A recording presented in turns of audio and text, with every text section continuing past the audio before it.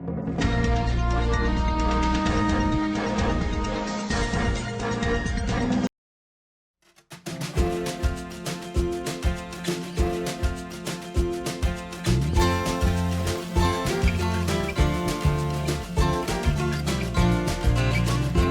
seorang wanita yang menolak halus saat diberi takjil gratis viral di media sosial.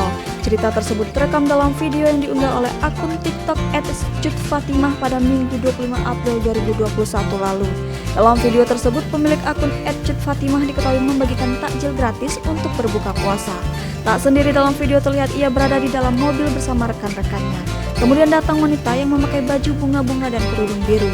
Ia terlihat mendorong pria parubaya menggunakan gerobak kayu yang mirip seperti kursi roda. Kemudian terlihat wanita dari dalam mobil hendak memberikan makanan kepadanya. Namun wanita berbaju bunga-bunga itu justru menolak pemberiannya dengan sopan.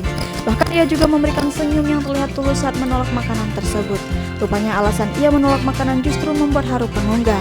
Ia tidak serakah dan menyebut telah mendapatkan banyak makanan. Sontak aksinya yang menolak dengan haus dan tidak serakah ini pun menjadi sorotan warganet.